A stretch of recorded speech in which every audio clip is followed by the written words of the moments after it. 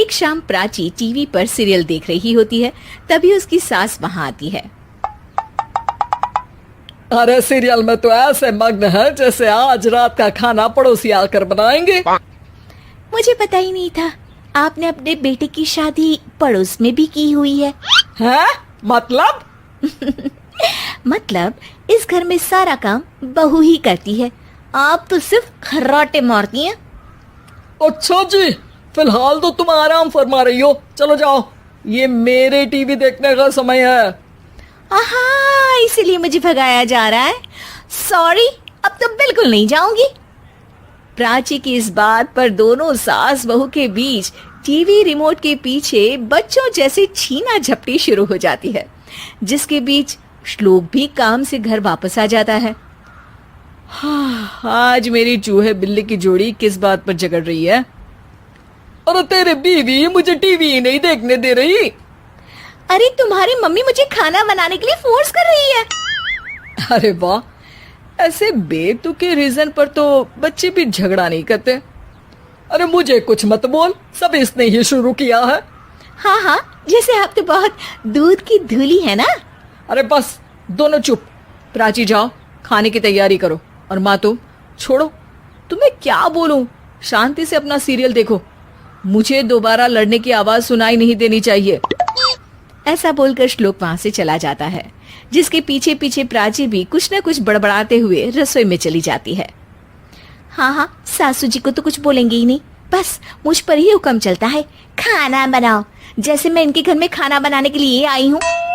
इसी तरह शाम बीतती है और रात को श्लोक और प्राची की सास खाना खाकर सोने चले जाते हैं, लेकिन प्राची गुस्से में कुछ खाए बिना काम में ही लगी रहती है। इस घर में किसी को घंटा फिक्र नहीं पड़ता, मैं खाऊं या भूखी रहूं। प्राची कुछ देर के लिए रसोई से बाहर जाती है और जैसे ही वापस आती है तो वहां दूध का भरा ग्लास देखकर हैरान रह जाती है। फिक्र पूरी है, बस दिखाना नहीं है। प्राची दूध पीकर सोने चली जाती है और अगली सुबह एक बार फिर सास बहू का कार्टून नेटवर्क स्टार्ट हो जाता है। ये तुमने ही किया है। अरे अजीब जबरदस्ती है, मैं बोल रही हूँ मैंने कुछ नहीं किया। दोनों ने मिलकर पूरे घर को पागल खाना बनाया हुआ है। यहाँ कोई नॉर्मल इंसान तो रह ही नहीं सकता, इसीलिए अब पड़ोसी क्या रिश्तेदार भी घर आने से कतराते हैं। और सुन बेटे, तू भी चंगा, तेरी माँ भी चंगी, तेरी बीवी भी चंगी, रिश्तेदार। हाँ जी, आपको नहीं पता क्या, गंगाधर ही शक्तिमान है, रिश्तेदार ही। हाँ हाँ, बस समझ गया। कभी जानवरों जैसे लड़ेंगी तो कभी जुगलबंदी करेंगी। भाई मैं आप दोनों के बीच में नहीं फंसना चाहता। सास बहू की इस मनमौजी जोड़ी से परेशान होकर श्लोक अपना सिर खुजलाता वहां से चला जाता है।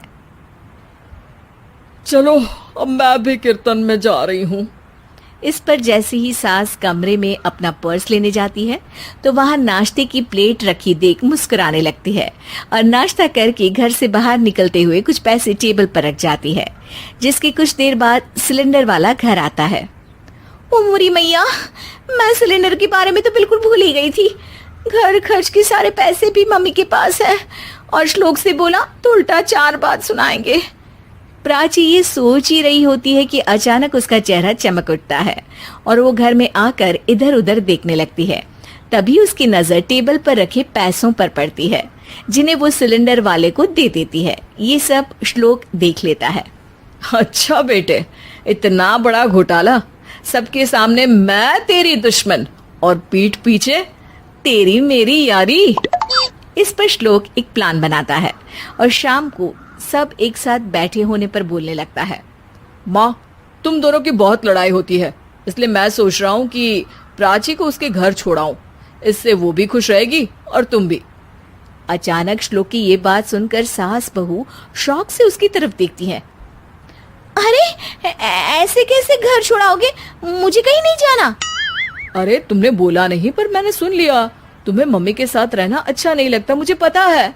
अरे वो अरे, जब बहू खुद कुछ काम बोले तो वो तुझे सुनता नहीं, और अब जो इसने बोला ही नहीं वो तू समझ गया।